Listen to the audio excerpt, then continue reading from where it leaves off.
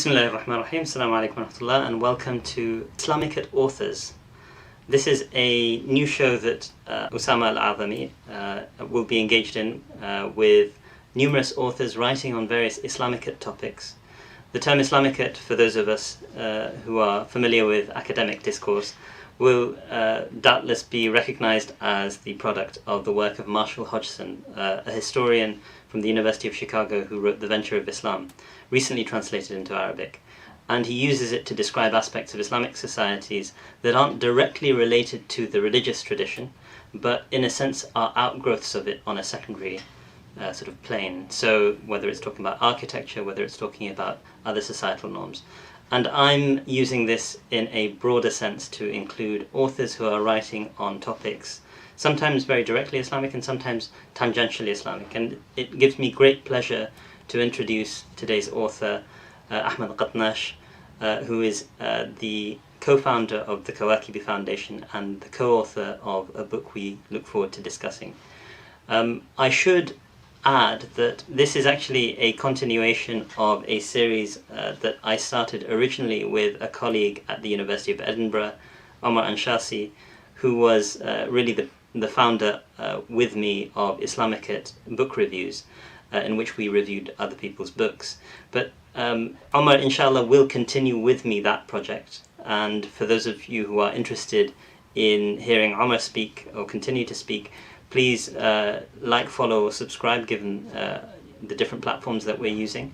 And I look forward to having Omar join with further Islamic book reviews when he becomes more available. He's actually been quite preoccupied with work-related matters in his final term at Edinburgh. But it gives me great pleasure to introduce Ahmed, who's a friend I've known for a few years now. Really wonderful to have you talk about your book, Middle East Crisis Factory, Tyranny, Resilience and Resistance, which you've written with your co-author, who, inshallah, perhaps we can bring him to this discussion in future, Iyad al-Baghdadi, who's naturally very sort of preoccupied at the moment as a Palestinian brother with the current crisis going on in Palestine. And this is something which all of us who are non-Palestinians are sort of really feel a great deal of solidarity with, and those of you who are following me on Twitter or following Ahmed on his Twitter and various social media accounts will doubtless be aware that we're very concerned about this, and we pray to Allah subhanahu wa ta'ala to give us al-faraj ba'da shidda, inshallah. So Ahmed, if you don't mind, I'd like to let you give an introduction to your book. It's a very exciting book in many ways. It's hot off the press. I think it came out last month, and I was really delighted to read it. But please let us know a bit about both the Kawakibi Foundation and the book, and perhaps our tradition in this channel is to have the book in question be introduced for about 10 to 15 minutes. So please feel free to give us an overview. Jazakumullah khairan. Barakallahu feek, Usaama, and thank you so much for having me. It's a real pleasure to be here in conversation with you. So I'll give you a visual introduction to the book as well. It's called The Middle East Crisis Factory, and it's a book in two parts. So the first half of it is an exploration of the recent history of our region and how we came to be in the position that we're in today, which is basically of a crisis factory, a seemingly perpetual generator of new disasters, and humanitarian and political and otherwise. And we basically delve into the region's recent history from the end of colonialism to the present day, and try to seek to understand what it is that causes this to be so perpetual. The second half of the book is solutions, and it's the beginning of a conversation on some of the recent changes in foreign policy and the directions the world is heading in, and ideas which could present opportunities for a better future, basically. So we begin with a chapter that we call the Unlearning, and the premise is basically that you can't just learn about the Middle East. There are so many harmful stereotypes and dogmas which are actively inimical to your understanding of the situation that you have to actually unlearn them first before you can begin to understand what's happening.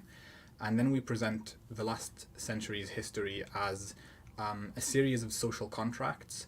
So beginning with the end of colonialism and the liberation movements which emerged from the struggle against colonialism, a series of strong men and military leaders came to power across the region, in some situations actually placed by the departing colonialists. In others, they were the leaders of the liberation movement, so they took over from them quickly. And they created a social contract with their people at that moment, which was effectively, to simplify it, we're going to defend you against foreign invaders or colonialists, and in return, you hand over the reins of power to us and content yourself with mostly silence about the political situation. And this state of affairs lasted for up to 2 or 3 decades, depending on which country. But as the immediate danger of colonialism receded, that became less relevant, and there had to be a new bargain struck between the people and their rulers. And this bargain came in the form of demand for jobs, employment, education, better healthcare, better government services, as these countries came out of, in most cases, abject poverty, to begin to, join the rest of the world in material development. So the second social contract was that we'll provide education for you and healthcare and jobs, and in return, again, you stay out of the political domain and leave that to ourselves. And again, this lasted for 20, 30 years, a generation in many cases, until the new generation coming up was reassured of these things. They were taken for granted. They were no longer requests, and therefore a new bargain had to be presented by the rulers in order to maintain legitimacy and stay in power.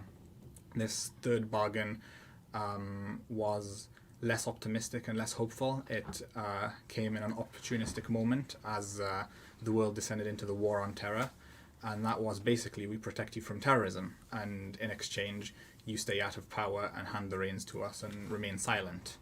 And basically you can see that each of these social contracts was an attempt to keep legitimacy for a small clique in the ruling elites. Each social contract actually provides less legitimacy and gives less in return to the population, and they became increasingly unstable until the Arab Spring, which was the moment of breakage, where a critical mass was reached that these authoritarians were illegitimate, and populations rose up after many decades of accepting that silence or being repressed. And then we get to the second part of the analysis, which we basically present a frame which we call the vicious triangle. And the vicious triangle is the idea that there are 3 major factors in the Middle East's political situation today. They are the authoritarian leaders, extremist movements, and foreign intervention. And these 3 present themselves as being in opposition to each other.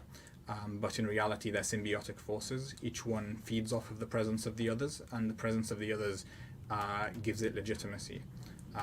So we present 6 case studies from Egypt to Iraq during the 2 Gulf Wars, to Syria, to Palestine, and we basically show how for each side of this triangle there's 2 directions, and in each direction there's a legitimizing dynamic. So foreign intervention may enter the region under the guise of either being there to remove terrorists or to bring democracy and fight dictatorship, but in actual fact its presence will reinforce both of them, and vice versa. Dictatorship will legitimize itself as being either in opposition to foreign intervention or in order to protect the people from terrorism, and what actually happens is that it reinforces one or the other.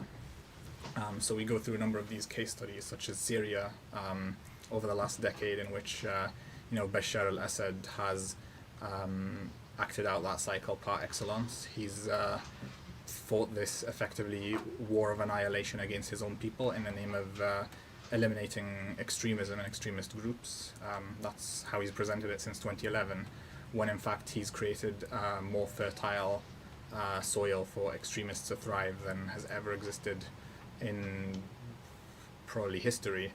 And there's even extremely strong evidence that he's done that deliberately in order to present the world with a binary decision between supporting Assad and supporting ISIS. So that's the first half of the book. It's trying to take this expansive view of the region and its history and take in the major factors which cause the crises that are the air which we breathe today. The second half of the book is an attempt to get towards solutions, and what we do is we survey firstly the ideas which lead to the destructive policies taken in the West, either hawkish interventionism or support for dictators or appeasement. And then we look at a number of promising policies which have emerged in later years, in recent years, or even directions rather than policies, such as the idea of using targeted sanctions and smart sanctions against autocrats and their allies, as opposed to sanctions punishing entire countries collectively. Ideas such as taking affirmative action to support the populations in repressed countries, and showing how by taking actions which either directly punish authoritarians or give them a carrot and stick to achieve human rights improvements or provide support for civil society, what can actually be achieved is meaningful change in the long run, as opposed to short-term band-aids on gaping wounds, and how this can actually lead to a better world. Thank you very much, Ahmed. I mean, that's really a fantastic overview of a text which is actually sort of a very easy read. I just found, I don't know who your editors were, but like you guys did an excellent job in making this a highly accessible text, and a text which really has a sense of urgency to it. Naturally, what you're talking about has this, very urgent message, and you constantly refer to your text as a manifesto throughout. So it's not your typical sort of just description of what's going on, but it has this sense of you've learned all of this stuff, now put that to use in some way, and it conveys that message to, I think, the readers in a way that is too often neglected. And in a sense, in this moment when we're witnessing the way in which the Middle East Crisis Factory is giving us yet another crisis, one which is in some sense, of course, ongoing for more than 70 years, but in another sense goes through these periodic bouts in which the Israeli occupying forces simply go and murder sort of masses of people while claiming to be protecting civilians.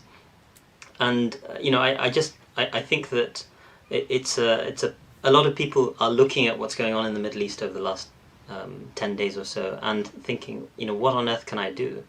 And one of the things that I would tell listeners and viewers is educate yourself. Educate yourselves using texts of this kind, which go beyond, to a certain extent, the usual sort of here's a good textbook on learning about the region, to thinking about from the voice of people from the region, whether originally or actually sort of born and raised there, and in the case of Iyad, sort of being forced into exile, unfortunately. But learn from these people what it is that is the problem as identified internally, and try to think about exactly how you can contribute to a project which I think is extremely important, extremely commendable. I wanted to sort of highlight one or two points that you mentioned and then launch into a conversation with you, if that's all right. So you talk about, one of the dimensions of this, and there are so many layers that you actually pick through in your own book, you talk about the abject poverty in which people found themselves after the colonial period. And it's worth sort of reminding ourselves that that was naturally no accident. Part of colonialism was to basically engage in mass pillaging of the world. And unfortunately it continues in various forms to this day through the way in which contracts are very often very one-sided between powerful nations and the local nations, or in the way in which powerful nations in the West really engage the state. They don't really engage the people of those states, and they're the ones who perpetuate sort of the authoritarian leaders. And I wanted you to perhaps reflect a little on this idea of the way in which the West is really, as you put it, part of this triangle. Forgive me, the label that you used, if you can remind me, you said... The vicious triangle. The vicious triangle, as opposed to a virtuous circle or a virtuous triangle. The vicious triangle of authoritarian leaders, of extremist groups, and of foreign intervention. Do you mind elaborating, in a sense, how we, as taxpayers as well, in democracies, are contributing to that, and how we have a duty, in a sense, to think about what is it that we can do to prevent our tax pounds and tax dollars going into this cycle? Yeah, so the role of Western powers going all the way back to colonialism, it's impossible to tell, even though we wanted to really center our region and our own stories in this book, it's impossible to tell that story without going into the actions of the West, because the colonial period not only impoverished the region, but it also set up structures of power which have been so stubborn and near impossible to remove in the 100 to 200 years since. In many studies, there have even been findings that the structure of security forces basically carried on in a direct line from the security forces set up by colonial powers. There are studies showing, for example, how the behavior of police in Tunisia and Algeria is directly related to the training they received from the French occupiers. And this is a deeply uncomfortable discussion for many in the West. I think there's still a strong resistance to acknowledging that, especially in nations such as France, which has stubbornly refused to reckon with its colonial legacy until today. If I can add, I mean, the thing is, yes, the French are in some respects quite sort of brazen in the way in which they treat their post-colonials, so to speak. But I'm at the University of Oxford, and they just announced that they weren't going to remove the Oriel College statue of Cecil Rhodes. And in many respects, the British, the country of which we are both citizens, have been the most prolific colonizers in the history of the world. Although we can speak about the nature of, some people would refer to the contemporary age as a continued age of imperialism, in an age of American empire. I think I just wanted to chime in on the and there's that United wonderful States. quote from Malcolm X that you can't plunge a knife 7 inches into someone's back and then pull it out 5 inches and act like that's the end of the story. Many people, when they actually come to realize the destructiveness of their country's role in the Middle East over the last few centuries, their immediate response is that this is shocking and disgusting, and we need to leave the region and never have anything to do with it again because we've done nothing but evil here. And that's understandable, but if you plunge a knife 7 inches into somebody's back, you can't just pull that out and then run away again and act as if nothing happened. The fact is that these... This is a very interesting dimension of your book, your and Iyad's book, which is that you're not actually saying we need Western disengagement. And this is precisely the problem with a lot of left critiques of the Middle East at the moment. And so perhaps you could elaborate a bit further exactly why you're saying this and what's wrong with this. Either we go there and we bomb the hell out of them, or we never do anything there and we leave. Yeah, there's this binary between hawkishness and appeasement, which you see in current negotiations with the Iranian regime, for example. It's always either war or it's what Obama did, which is strike a grand deal written in the blood of Syrians, which allowed the Iranian government to do anything in exchange for giving up their nuclear weapons. My own perspective on this comes from my background as a Libyan, or a person of Libyan origin. Because I shared that perspective that the West should just leave the region until 2011, when I witnessed the uprising, and I basically saw that there was going to be a massacre on a scale not seen in Libya since the Italian occupation. unless somebody intervened. And the West did intervene, and it saved countless lives. And in those early years before cynicism set in, we really thought that this could be a model for some kind of responsible interventionism. Obviously that hasn't transpired for a number of reasons, one of which is the subsequent mess made out of Libya by failing to assist the country in a transition. Part of it is the role of other powers on the UN Security Council like China and Russia, and their resolution to never allow such a thing to happen again, which is why there was never an intervention in Syria. But it was basically that moment when so Gaddafi had ruled for 42 years. For part of them he was armed and propped up by Eastern Bloc countries, by Russia. For the last decade he was coming in from the cold. There are those infamous pictures of him hugging Tony Blair in the desert. He had such massive stockpiles of arms that the world's most powerful military alliance, after 9 months of bombing the country, had still not finished destroying them.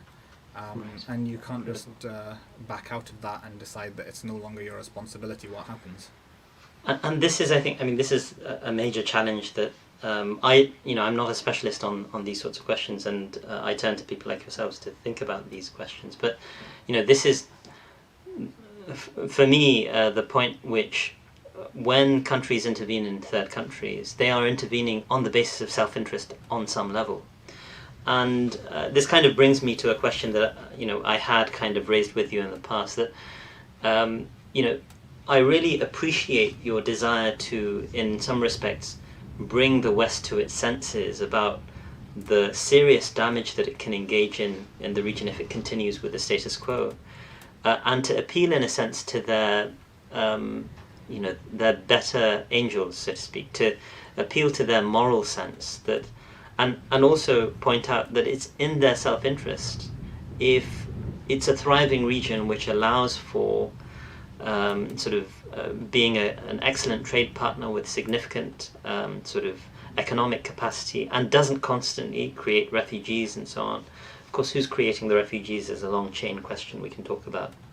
But at the same time, if they are self-interested, if they're going to intervene in a place like Libya, and they're going to basically do that in a way that they later just sort of depart from and leave to fall into a major civil war, to what extent can we bring about a more sensible engagement of the responsibility to protect doctrine and ideas like this? It's a difficult problem, but I don't think it's an impossible problem. As you mentioned, there are very strong self-interest arguments. Unfortunately, they mostly tend to be on the long term, and our political structures in the West don't tend to incentivize that level of thinking. Politicians tend to think in terms of their next re-election, and there's almost never any appetite for something which looks worse on a short scale and leads to far better results on a scale of a decade or two. Right. But even so, in recent years it's been becoming increasingly stark the amount of damage which is being done on the short term in order to avoid acting on the long term. So you mentioned the chain of consequences. Ultimately, the Syrian Civil War, which happened because nobody wished to intervene to prevent Bashar al-Assad from slaughtering his own people by the hundreds of thousands, led to a state collapse. And the state collapse led to the emergence of ISIS, and it also led to mass refugee flows to Europe. And ISIS and mass refugee flows to Europe led to an ascendant right wing, which ultimately was one of the causal factors in Brexit and the election of Donald Trump. And that's only a chain of 4 years or so. I mean, this is the fundamental challenge. I mean, people like Obama can say that yes, the Iraq War led to ISIS, and his lack of intervention that allowed Assad to really create this zero-sum game in Syria is, largely responsible in many respects. Of course, you have the Iraq situation, Nouri al-Maliki, over a decade, over roughly a decade, what he did to the Iraqi people, especially the Sunnis, to create the circumstances that allowed ISIS to just walk into various Sunni cities with very little resistance. And But that's another example of one of the dynamics of the vicious triangle, in which this corrupt, sectarian, and quite authoritarian government repressed a massive young protest movement in the name of security and fighting terrorism, used the usual tropes about terrorist elements being within the mass mobilization against the government, and ultimately what this did was destroy the legitimacy of the government among large chunks of the population, and create fertile ground for recruitment when ISIS became active there. And this is speaking of the Iraqi side in particular, I think. Yeah. But at the same time, as you say, in democracies we have very short sort of horizons, and a consequence of such short horizons is, the average politician isn't terribly interested in foreign policy. Like, even in a place like Britain, where we basically live in a state that controlled a third of the planet, or perhaps more than that, for a huge period of time. And here there's so little interest. I wonder what the sort of foreign policy interest would have been during the colonial period even. I suspect I think you open your book with a quote from Churchill saying, well, why are people squeamish about gassing a few sort of, I think it was Arabs. People shouldn't, and he was talking about Iraq at the time. The fact that they can say things like this and it can be on the record just illustrates that we have a very serious challenge within these countries to raise awareness of the way in which, and let me just conclude that by saying that your book is precisely the sort of efforts that we need to try and raise that awareness. But it's, to a certain extent, a thankless task that, It often feels like a thankless task, but there are times when it really feels like zooming out, things are changing on the long run. And right now is one of those times, because whilst everything happening in Palestine is tragic, there are things being said on the floor of the US Congress which were utterly unthinkable only 10 or 15 years ago. Absolutely. We're only... even 5 years ago, for that matter. We're only like a decade removed from pro-Israel resolutions in Congress which would receive 99% in favour and a single abstention. Right. Now that's unthinkable. Right. But to go back to the question of what can be done in the West, there are many structural fixes which aren't even directly to do with the Middle East or foreign policy, but which would improve the situation significantly. So, unfortunately, corruption plays a major role. And we know that systems of representation in the West are breaking down, and we have governments which aren't very responsive to the desires of their populations, but privilege special interest groups such as lobbies and corporations. That's very visible at times when multi-$100-million arms deals are being signed. No one expects that to lead to any kind of stability, but they're signed anyway, often because these deals create jobs in the constituencies of politicians who want to win the next election. And for that reason, there's a lot of work on the quality of democratic structures in the West, which, whilst not directly relevant to foreign policy, actually ultimately results in a more responsive government, which is less liable to act against its own interest for the interest of a moneyed few. Right.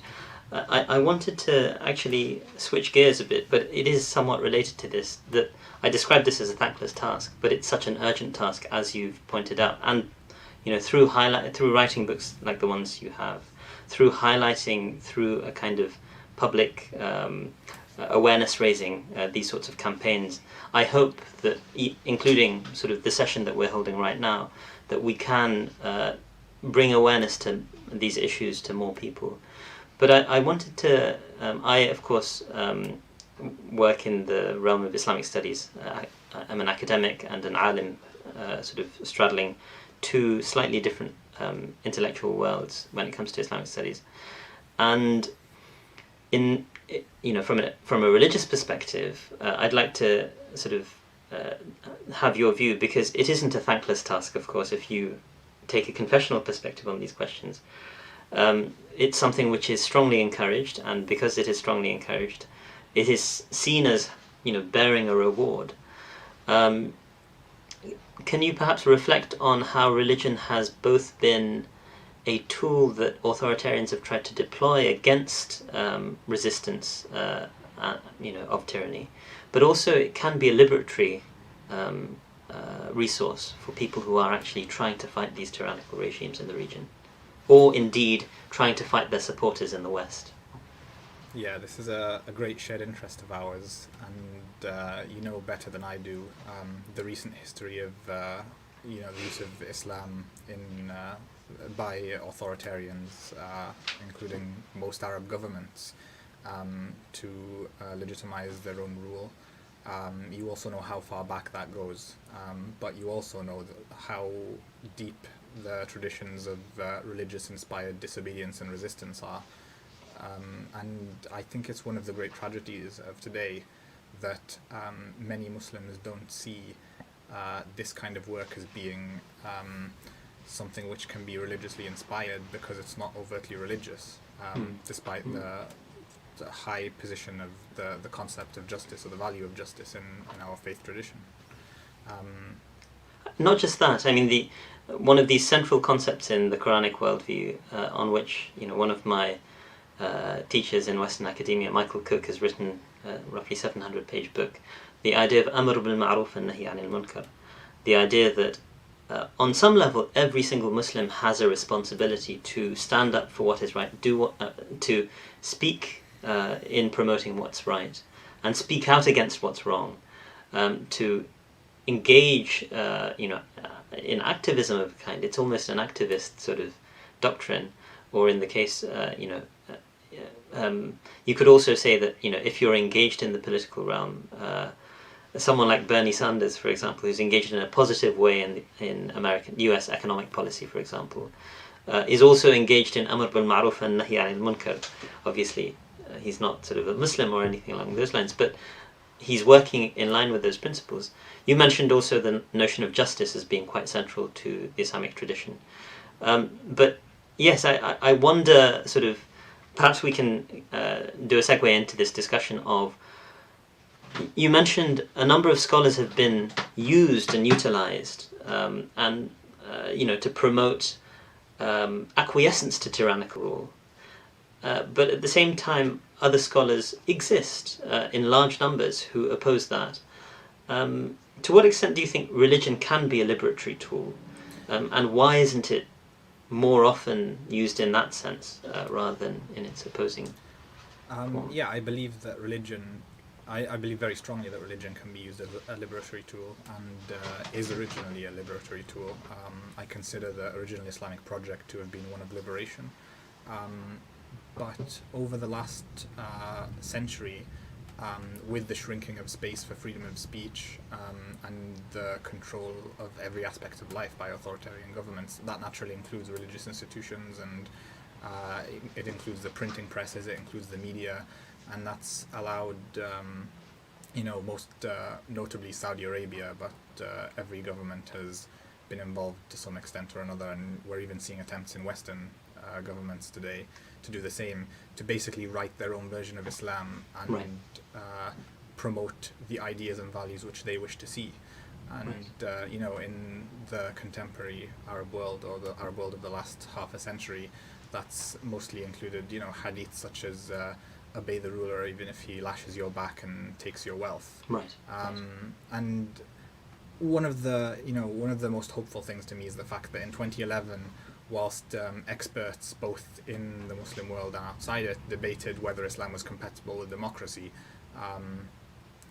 vast numbers of youth basically rose up, and many of them were inspired by Islamic exhortations towards fighting for justice, and that the discussions in think tanks and ivory towers is still ongoing, despite the fact that the masses have moved forward without it.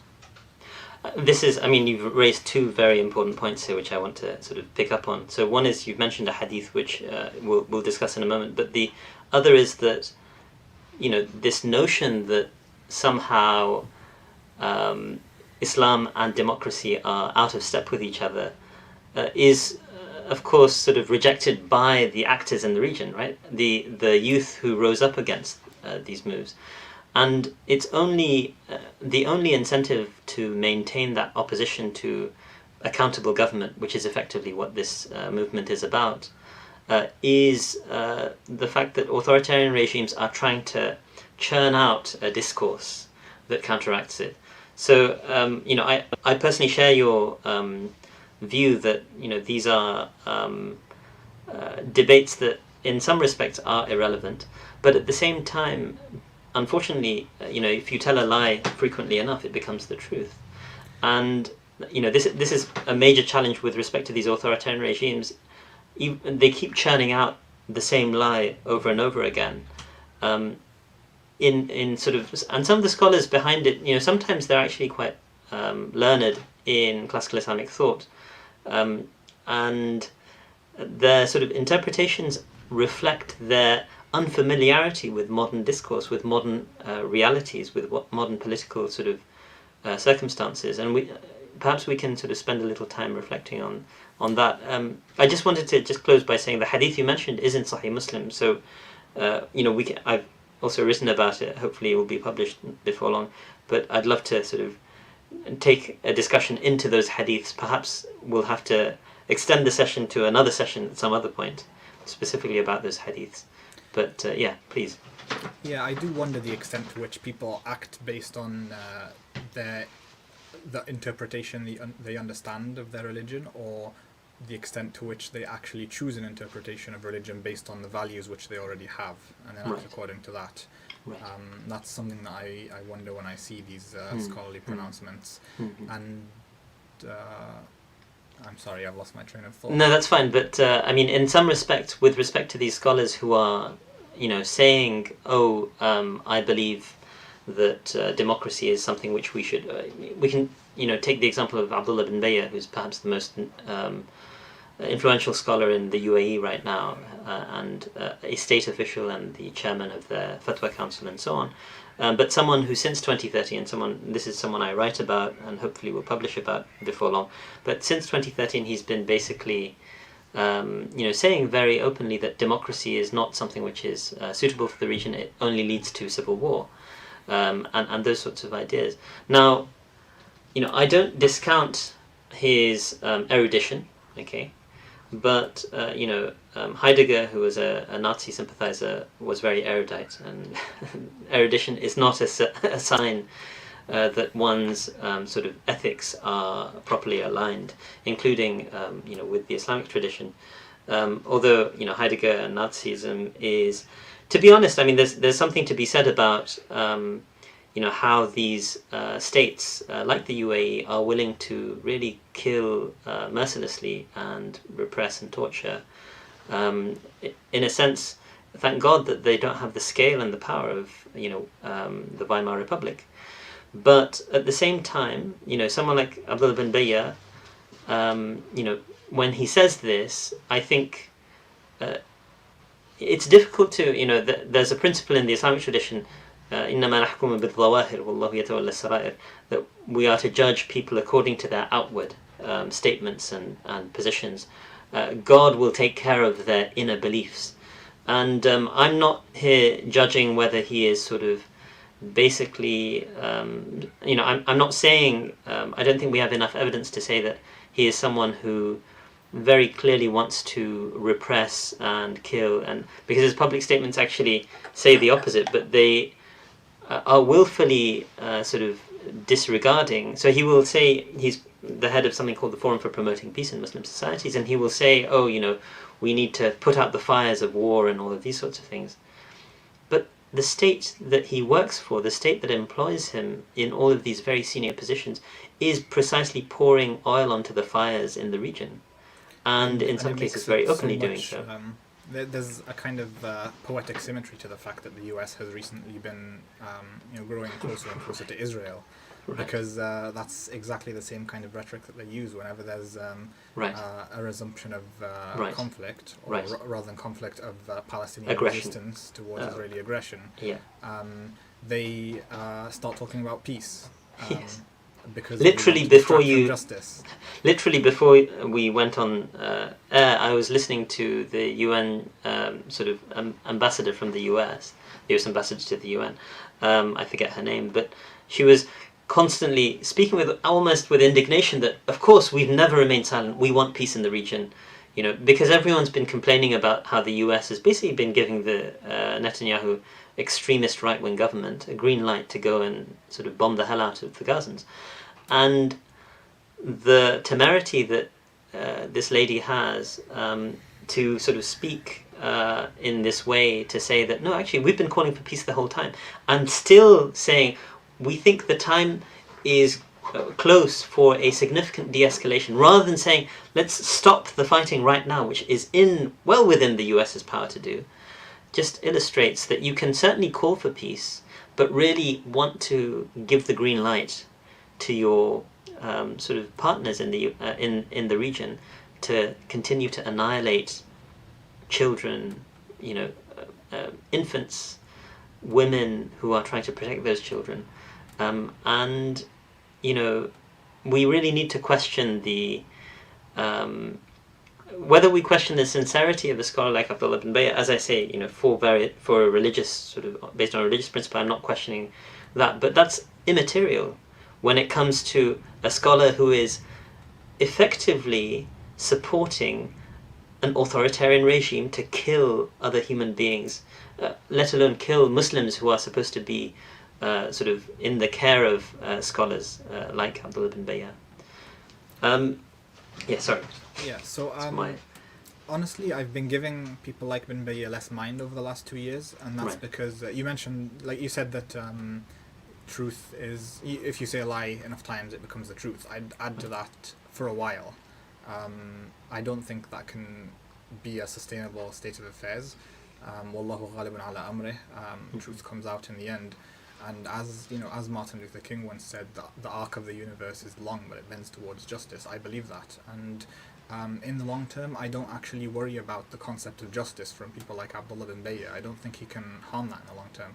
What I do fear for is Islam itself, because if people like him and people of his prestige and esteem are going to position Islam in opposition to the very concept of justice, I don't think that's a battle that Islam itself can win. That's a very interesting take, and I take a very, very different sort of perspective on this, on both what you've mentioned in terms of the arc of the moral universe, so to speak, and I believe the quote is the arc of the moral universe, rather than the arc of and the moral universe I think of in metaphysical terms, actually, because I'm not sure that we will see the sorts of justice we would like to see in this world. In fact, I'm virtually certain that we won't, although we can make incremental changes. But what of all the people who've actually died in Gaza, the thousands of people over the last few decades? And the arc of their moral universe bends towards justice in the metaphysical realm, right? In the afterlife. If you're a believer, you have this, and it's not something which you believe as a comfort, but you believe with a conviction. And this is this is my take on bin Bayya's kind of behavior, in a sense that I personally am not troubled by these people on the damage that they will do to Islam. I actually think that this is a moral responsibility that the existence of people like this places on people like me. That's my take on the problem of evil, so to speak, for what it's worth. That it creates a moral obligation on me to demonstrate and to illustrate and to write and to spend that time to counteract the interminable lies and fabrications, in my estimation, that are coming out about what Islam calls for under these circumstances. That democracy is somehow against Islam, or that somehow the tyranny and the abject sort of oppression and repression that we see in the region is justified in Islamic terms. And this is literally what these people believe. And you quoted this hadith. Perhaps if we can use this as a segue to go into the hadith discussion briefly. And I am conscious of the time. If anyone has questions and comments, you can write them in Facebook and Twitter.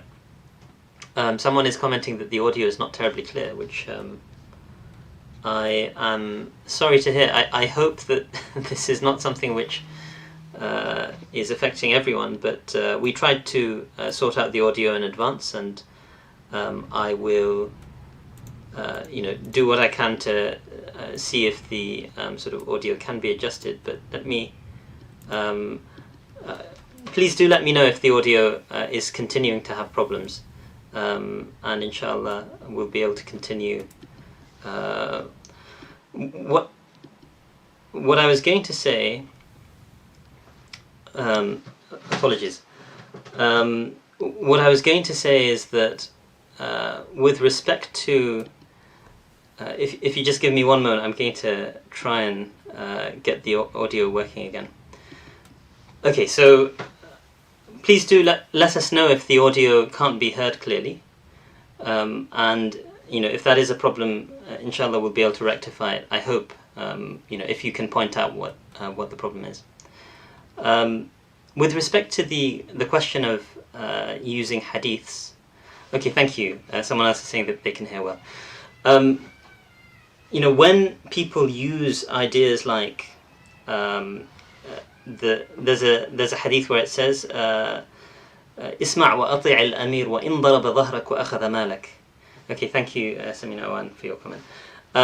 So this is a hadith which is found in Sahih Muslim. Okay, Sahih Muslim, for those unfamiliar, is one of the sort of very authoritative texts in the Sunni canon. That sort of a hadith, when it's utilized, is usually utilized in a very opportunistic way, because you have to read the broader hadith, you have to read other hadiths, and you have to read what the Quran says, and it's the holistic picture which gives us an understanding of exactly what we need to do in these circumstances. Now, I've gone on for a while because we had a bit of a sound issue, but and I just want to remind viewers that if you have any questions, we will go on for another 15 minutes or so, so please feel free to put in your questions.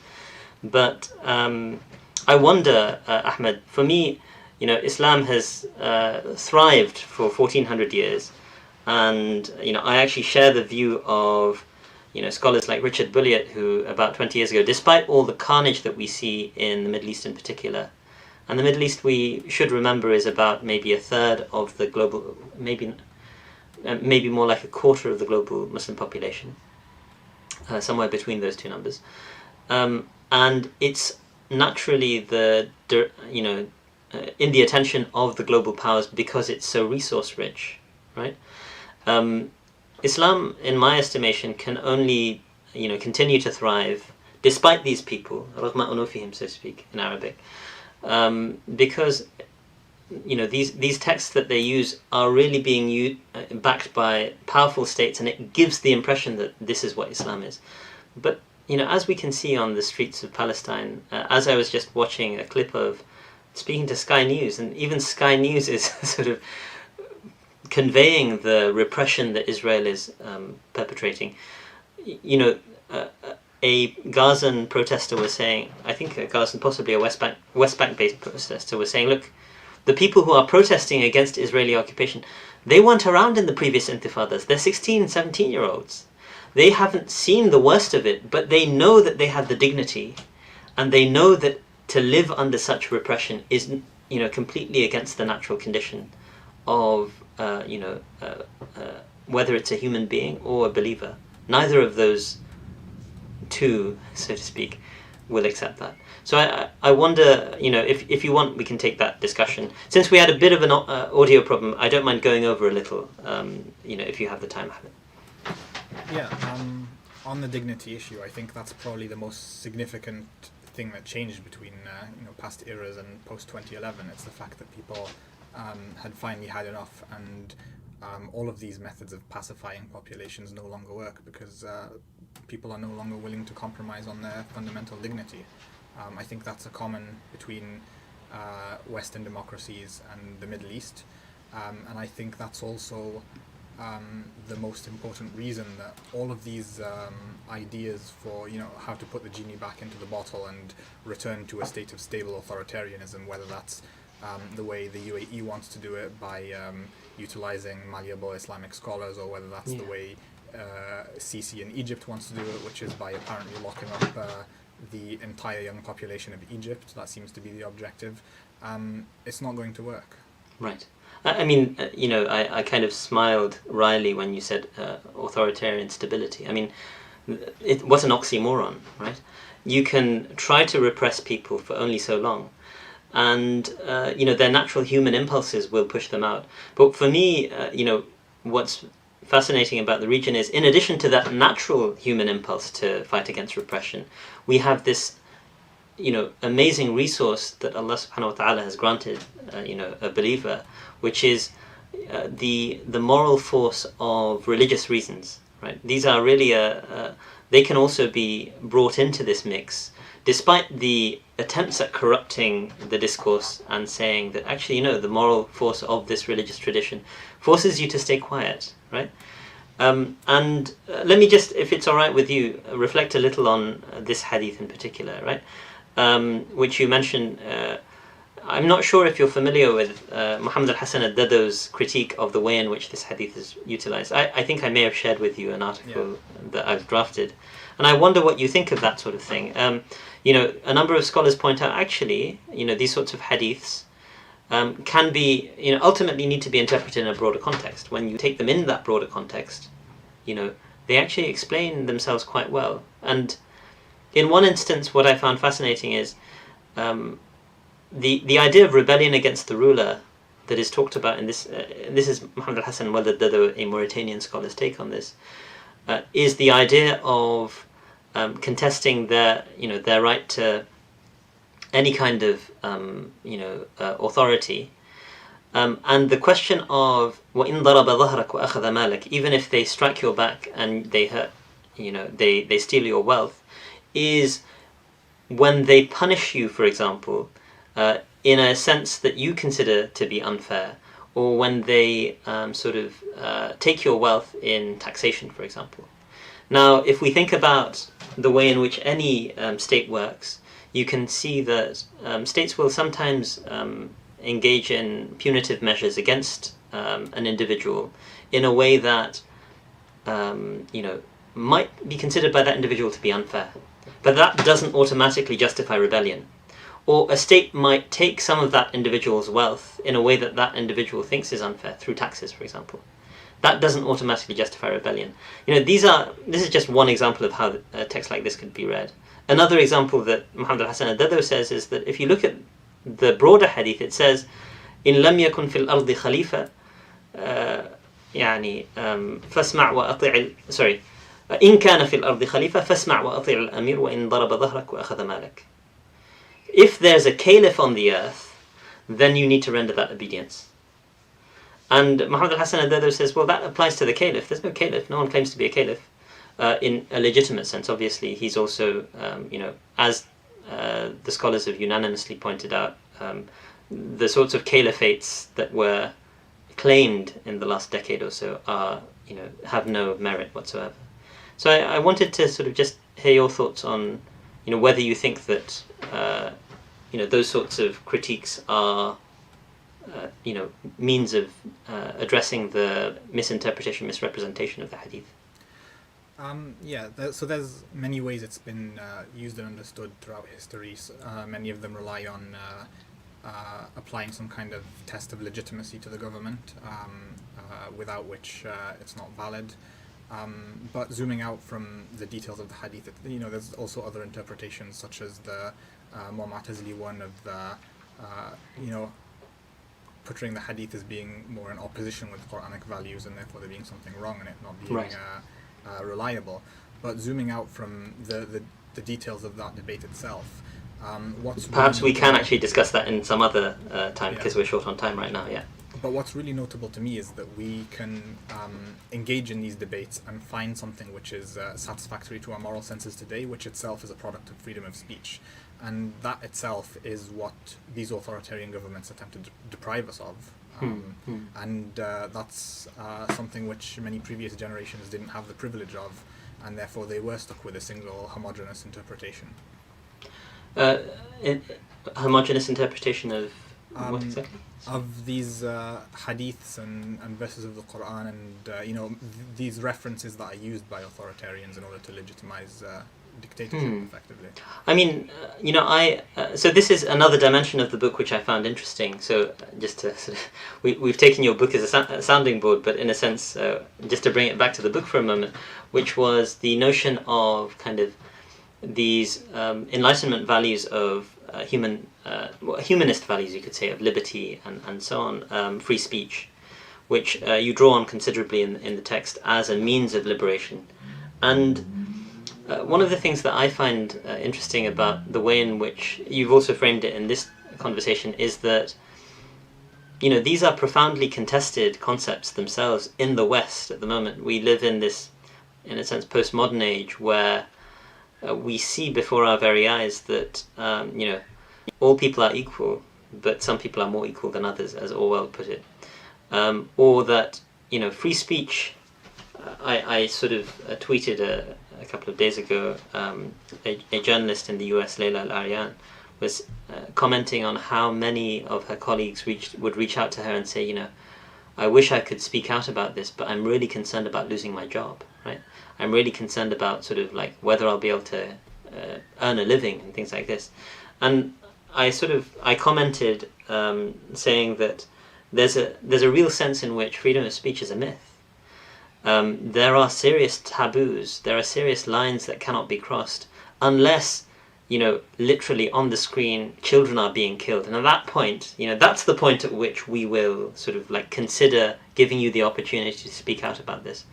Now, I'm not saying that, the opportunity to speak freely is not a good thing, but I'm just pointing out that in some respects, these values are, really for those who are privileged enough to sometimes have a certain shade of skin color, have a certain geographic positionality, have a certain gender sometimes, and when that is our reality, I think we need to be a little more circumspect about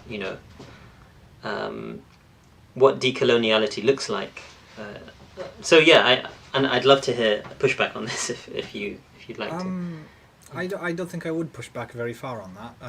One of the major themes of the book is that many people have been mourning the liberal world order over the last few years, particularly after the election of Trump and during his term in office. And the liberal world order was fantastic if you were one of those people for whom it was afforded, and that doesn't extend to the people of the Middle East. Right. Or the colonized peoples. I mean, who was I believe John Stuart Mill's father was the viceroy to India for a period, and that's going back obviously about 200 years now. But John Stuart Mill, what does he say about India on liberty? Where all human beings have the right to sort of like hold their own opinions and live freely, etc. But if you're a civilization in your infancy, we'll take care of you because you're not civilized enough to take care of yourselves. Now, that just continues as a discourse to this day, right? Yeah, and there are many places you can find that. If you read the U.S. Constitution, it's deeply inspiring, and then you find out that the drafters were slave owners. Or they didn't really think, they very deliberately said all men are created equal, for example, right? Yeah, and I find that to be itself a good thing, because it shows that I think that's a strong argument that these values which appeal to us so instinctively, like the idea of liberty, aren't inherently Western or colonial, because the West can be itself criticized by these same standards. It doesn't hold a monopoly over them, and in many cases it's done worse than other peoples throughout history. So that then allows us the opportunity to take these values and terms and debate the definitions for ourselves and head towards a new meaning of them. This is, I can't disagree with that at all. My take on this is that at the end of the day, our discursive production, what we consider to be knowledge, has been overwhelmingly on the part of, colonial and former colonial powers, right? And so it's inevitable that their discourses are very often the language in which we engage. But I think that there are sufficient resources within our own indigenous traditions, whether in my case it would be the Islamic tradition, and other peoples will take other sort of decolonial opportunities to find resources in their own indigenous traditions to, in a sense, reclaim liberatory discourses from liberalism. That would be my take on this. I notice we've come to the hour and we've really only begun to scratch the surface of this discussion. But Ahmed, I want to give you, in a sense, the last word. In what we have to say. I want to thank also all our listeners, and if anyone does have any last questions, please forgive us, because I want to give Ahmed the last word at this point. I think that's a great place to finish, because the book is about telling our own history and discovering our own telling of history, and what we've just finished on is also that we're going to be telling our own futures, inshallah. Inshallah. Thank you so much, Ahmed. I want to thank Ahmed Gatnash, really for an inspiring book, along with your co-author Iyad. I want to thank all the viewers. We actually had quite a few people watching over this period, I hope this has been useful and interesting. But also, I want to encourage all of us to think, okay, what can I do with this knowledge that I've heard?